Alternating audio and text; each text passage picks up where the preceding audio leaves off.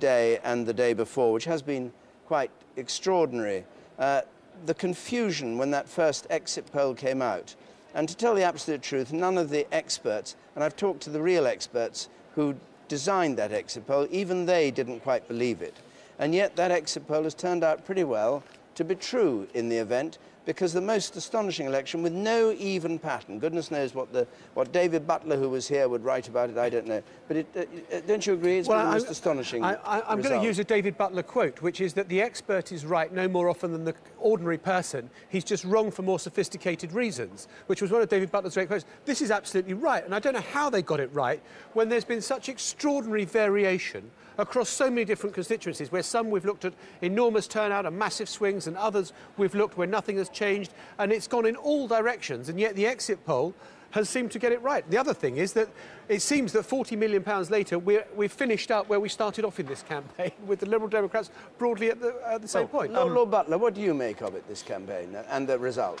Well, of course, as you say, the exit polls were quite extraordinarily right, though with many variations in between, so they were right in many ways for the wrong reasons. What strikes me about it is that I think I'm right in saying that in general, incumbents won and new candidates didn't win. And what that suggests to me is that the expenses scandal played very much smaller role in the results than one might have expected. Well, what happens now, the term hung parliament is derived from hung jury. When the jury can't agree, the judge dismisses the jury and orders a retrial. And this is what I think will happen with a hung parliament. The electorate hasn't made up its mind, and I think the eventual Prime Minister will dismiss this Parliament, which I think won't last anything like 4 or 5 years, and ask the voters if they can make up their mind and perhaps decide on whether they want a new electoral system. I think that is the real lesson of this election. We're into a process that they say they're going to speak on the telephone today. That's David Cameron and Nick Clegg. Remembering David Cameron called this thing muddle and fudge. I don't quite know how he gets himself out of muddle and fudge. Just a quick line to add that John Major has said that offering cabinet seats to senior Liberal Democrats was a price worth paying for the formation of a stable government able to manage the current economic crisis. So I don't know whether John Major is speaking to David Cameron. They do talk quite a lot, as I understand it. John Major being an outrider there for cabinet seats for Liberal Democrat MPs. Do you think they're likely to offer them? I think there's an awful long way to go, and I think there are still so many hurdles to cross before we get there. We've got another Conservative gain. Let's just see the detail of this. I'm told this is the 100th Conservative gain, but I don't actually think it is quite the 100th Conservative gain, because they've only had 97. They've only had a net 97. Well, anyway, Lancaster and Fleetwood, Conservative gain from Labour, and there are the figures. Majority of 333. Previous majority for Labour was 3,428. So that is the 100th gain. Apparently, it's a net 97 gains. They've made 100 gains and they've lost 3. Rory, not to leave you lonely and sad there, a few more final tweets. I think one of the things that we may belittle these social networks and so on. What they have done is energise a whole group of young people who've never voted before, have got really involved in this. I've just seen a Facebook group formed called Cool It, We're Not Going to Form a New Government Just to Suit 24-Hour News. People getting involved via things like Facebook, via things like Twitter. I suppose the question is, will they have enjoyed this process and will they want to come back next time? Well, all elections, in a way, are fun. In some ways, this hasn't been perhaps quite as much fun as others because so much is at stake, because we have such a crisis internationally, such a crisis over our economy. Cuts, we know, all three parties have been talking about right through the campaign, not quite being pinned down to what they are. Increases in taxes to come, likely cutbacks in jobs, likely cutbacks in services. That's the background to this. It's a rather sombre background to this election.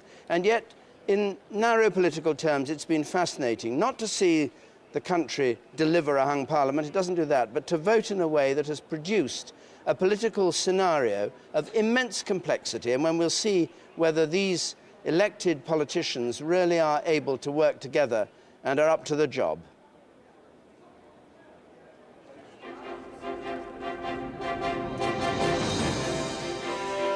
We're being disenfranchised, and that's not on.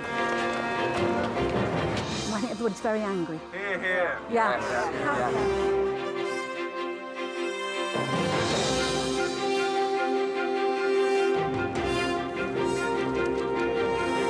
Disappointing night for you, Mr. Clegg.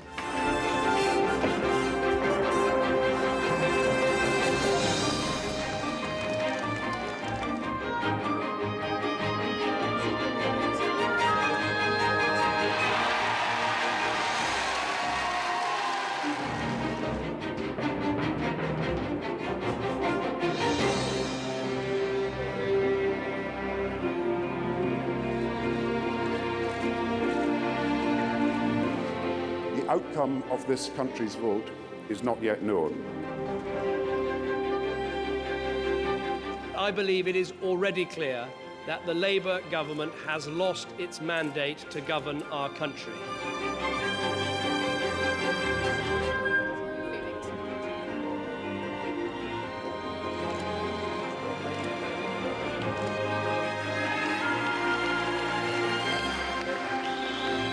And I hereby declare that Caroline Lucas is duly elected Member of Parliament for the Brighton Pavilion constituency.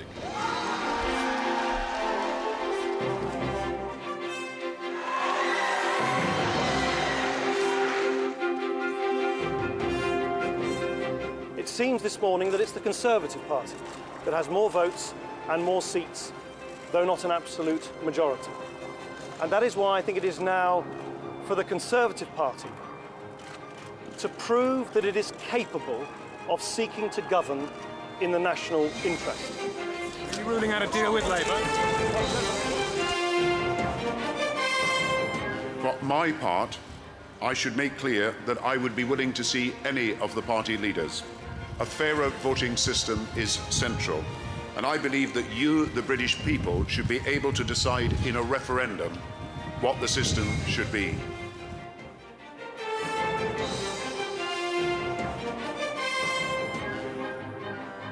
Good afternoon, everybody. I want to make a big, open and comprehensive offer to the Liberal Democrats. I want us to work together in tackling our country's big and urgent problems, the debt crisis, our deep social problems, and our broken political system.